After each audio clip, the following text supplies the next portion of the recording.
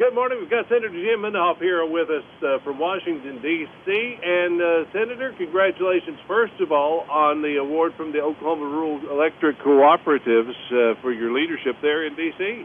Well, they're such a great group, and when they come in here, they're interested in things far beyond just the availability of electricity and the things that would fall into their jurisdiction. And so it was an honor for me, and it was enjoyable to have them here in Washington.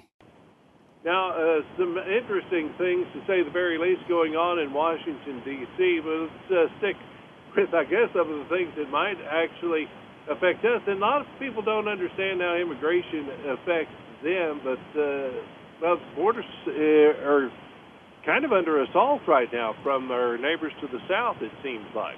Well, it is. And, here's the problem that we have. And I just got back from there. I think you're aware. I remember once before we talked about this. I do spend quite a bit of time.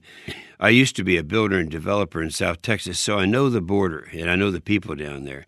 And so we analyze the problem, and we know what we can do. And I have two pieces of legislation to address that.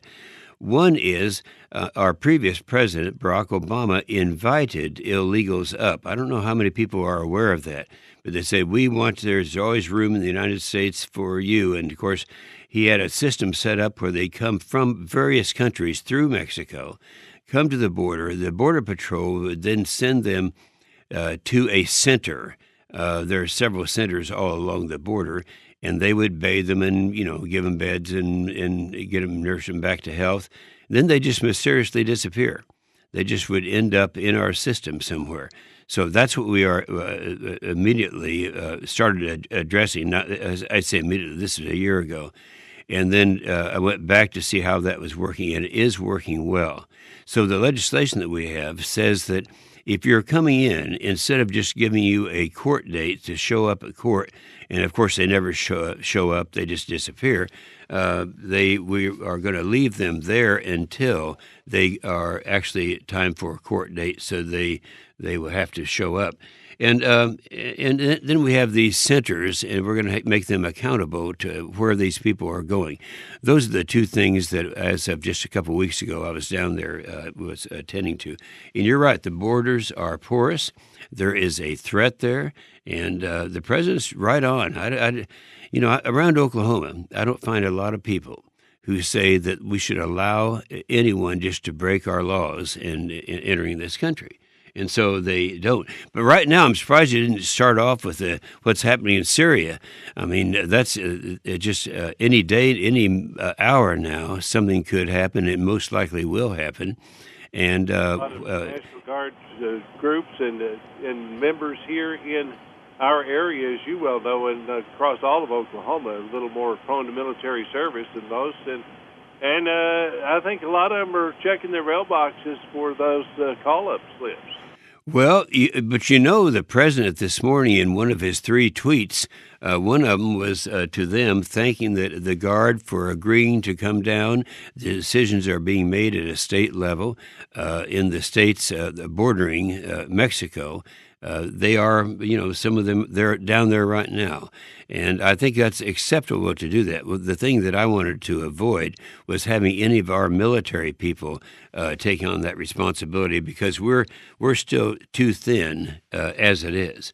And of course, now we have this thing looming in Syria, where at any moment, like right this moment, they could be on their way over there with taking out whatever targets they want to use in Syria, because, in fact, Assad did order the chemical weapons that ended up killing a lot of kids and a lot of people in a very brutal death. And, of course, the president had said a year ago, he said, you can't do that. It's an international law. You cannot be involved in chemical weapons. And they did it, and he took out the air base where they were coming from. Now they did it again a year later, and so I can't tell you, because I don't know exactly, and I shouldn't know when and where the strike is going to be against Syria. But we're not going to be alone, because Great Britain is joining us, France. They all realize that this can happen anywhere if we allow it to happen in one place, such as Syria. So we're on the brink of something that could be pretty serious, Scott. I know it's not the only hot button or hair trigger type place that we have. Senator Inhofe, you spent a little time out in Southeast Asia recently. Oh yeah. I haven't talked to you since then.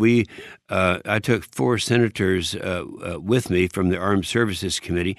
I think people realize that in the absence of John McCain, while he's trying to recover from his brain cancer, I've been chairing the committee. So we took several out there. We went through the South China Sea, and it's frightening to see what's happening. Our allies out there, and I'm talking about the Philippines, South Korea, and all of them who've always had and still have an allegiance to us, they're kind of split between China and the United States because everyone is familiar now with all of these islands that China is making totally illegally. They have no right to do this. They don't have any ownership in that property. And because it was actually not an island, it was just and they created islands.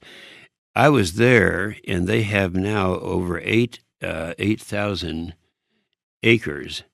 No, I'm sorry. I think 3,200 acres. Yeah, 3,200 acres.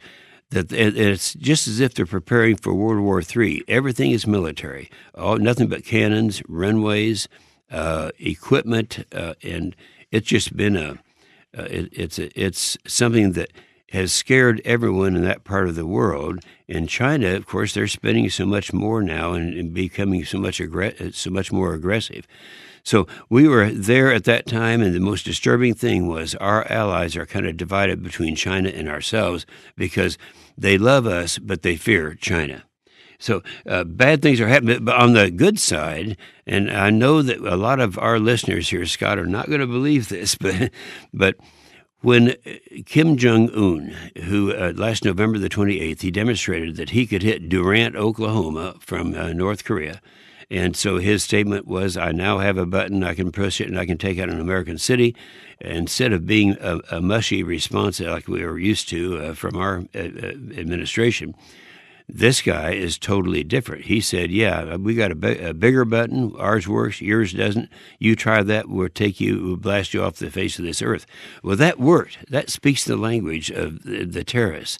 And immediately, Kim Jong-un contacted South Korea. We were over there at the time that he did it. And he said, I've changed my mind. We're going to send our athletes down to the Winter Olympics. Then he said, let's get together. And so all that's taking place, all because we have a very forceful president who's just not going to take that kind of guff. And I thought it was very refreshing. And we're also supporting other allies, too. I know that you had a great deal of influence in Senator Inhofe there in your position as the acting chair to make sure that we continue supporting Taiwan. Well, yeah. In fact, we have several of us on the Armed Services Committee who sent a letter to the president. That's kind of the way you do it.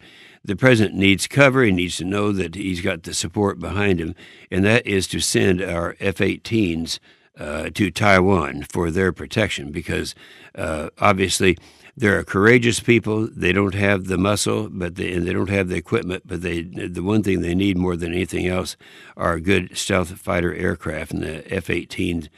Well, let's see. I think we had F-35s also in that letter. And so we're hoping to... Well, you got it. You know, the democracy there has really worked. And ironically, it started about the time that I started in Congress. And so I've been watching it grow. I've been watching the benefits of it. And there are allies. And I've always been the kind of the lone voice in the wilderness that said that we should be recognizing them in Taiwan as a country. Not, there's some political reasons why that has not happened so far, but we have to be in a position to help our allies around the world because there's no question that we're in the most threatened position today we've been in the history of this country. Anytime you have a country or more than one country who are not our friends with the ability to take out an American city, then you've got to be on top of the game. and it is dangerous. Senator, always enlightening and joy too to talk to you too. Well, it's you chipping in this morning. Some info. It's always my joy. We had several from Durant and here in Washington this week, and so I thought it was appropriate to visit with you at the same time. It's always a pleasure, sir. Thank you again, and look forward to the next visit. Thank you, Scott. From Washington, D.C., with a legislative update for you.